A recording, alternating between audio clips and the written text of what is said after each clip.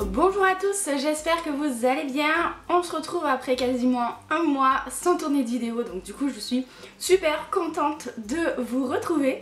Et en plus on se retrouve pour un petit bilan du Summer Reading Challenge, donc le challenge qu'on a lancé sur Boulevard des Passions pendant la période estivale. Et d'ailleurs j'en profite pour remercier tous ceux et celles qui ont participé. Ça fait super plaisir de voir que le groupe Facebook a été animé, que sur Instagram j'ai vu passer des posts avec le hashtag BDP Summer Reading Challenge, donc tout ça c'était super cool. Concernant mon bilan personnel, je vais vous présenter les livres que j'ai lus, mais de manière assez rapide, c'est-à-dire que je ne vais pas faire un avis détaillé ni parler trop du résumé, puisque vous pouvez retrouver tous ces bouquins dans des updates lecture soit précédents, soit à venir. Concernant mon bilan, j'ai lu 9 livres pour le challenge. Au final, il y a quand même pas mal de mes lectures d'été qui se retrouvaient dans le challenge, même si à la base je ne les lisais pas pour ça. En fait j'ai réussi quand même à raccrocher pas mal de bouquins au thème. Et j'ai d'ailleurs réussi à lire dans tous les menus, dans toutes les catégories. Il y en a plus que d'autres, mais j'ai réussi à toutes les faire. La catégorie que j'ai le plus lu, c'est voyage, où il fallait que le héros ou l'héroïne découvre un nouveau lieu, et j'avoue que c'est quand même assez facile. J'ai lu 4 livres dans cette catégorie. Le premier ça a été Pour l'amour d'une Sassenach, qui m'a été envoyé par l'auteur, qui est une romance historique écossaise, et dans cette histoire l'héroïne est amenée un petit peu contre sa volonté en Écosse pour épouser un Écossais alors qu'elle est anglaise, donc du coup évidemment qu'elle va découvrir un nouvel environnement. C'est pas mal, je vous en reparle bientôt. J'ai aussi lu pour cette catégorie Hollywood en Irlande. Je vous en ai parlé déjà dans un update lecture avant. Et oui, avant de lire Une histoire se passant en Écosse, j'en ai lu une juste à côté en Irlande. C'était une romance contemporaine assez sympathique, assez drôle, j'avoue que j'ai bien rigolé, où l'héroïne va se retrouver paumée en pleine campagne irlandaise et elle va être secourue par un ancien acteur qui vit retranché. C'était drôle et du coup on était vraiment plongé dans l'ambiance irlandaise, c'était pas mal. Dans cette catégorie j'ai aussi lu L'Insoumise de Jennifer Donnelly, qui a été un énorme coup de cœur et dont je vais vous parler très bientôt. Et dans cette histoire, l'héroïne va quitter l'Angleterre pour aller vivre en Amérique. Donc là pour le coup voyage, on est bien. Et ça a été une incroyable fresque historique que j'ai dévorée malgré ses plus de 800 pages. Et faut vraiment que je vous en reparle. Et enfin, le dernier livre que j'ai lu juste avant la fin du challenge, genre autour du 30 août, c'est Toute la vérité sur Ella Black de Emily Barr, qui avait écrit Flora Banks déjà, que j'ai reçu donc de la part des éditions Casterman.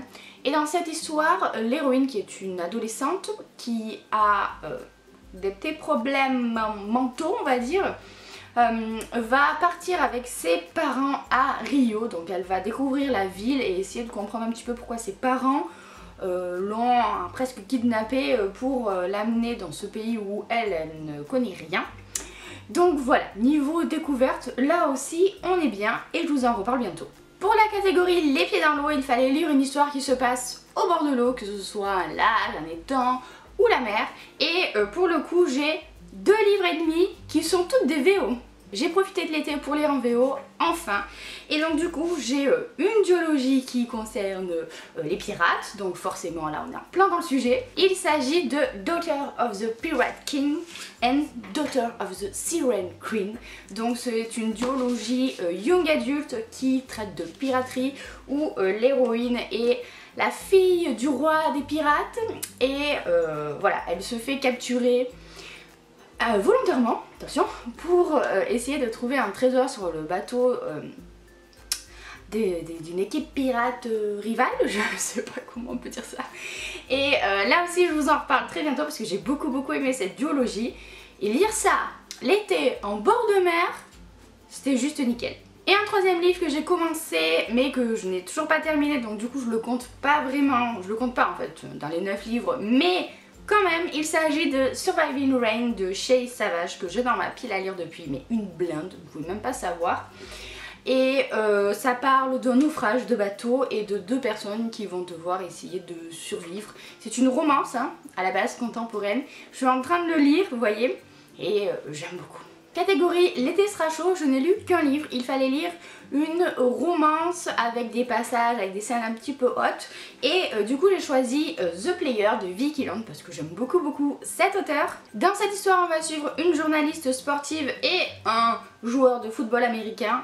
C'était très marrant, c'était plein de passion, c'est une romance contemporaine comme je les aime et je vous en reparle aussi tout prochainement. Enfin, dernière catégorie, c'était la catégorie sac de plage et lunettes de soleil où il fallait lire un ou plusieurs livres avec une couverture rappelant l'été, soit au niveau de l'image, soit au niveau des couleurs. Et dans cette catégorie, j'ai lu 2 livres. Le premier, je crois que ça a été le premier du challenge peut-être. Il s'agit de L'Adresse de Laetitia Colombani dont je vous ai déjà parlé dans un update lecture précédent.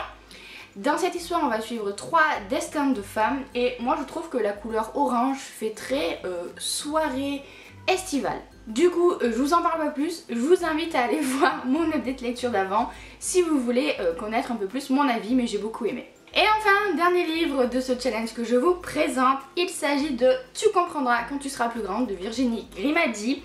Là je pense que la couverture parle d'elle-même.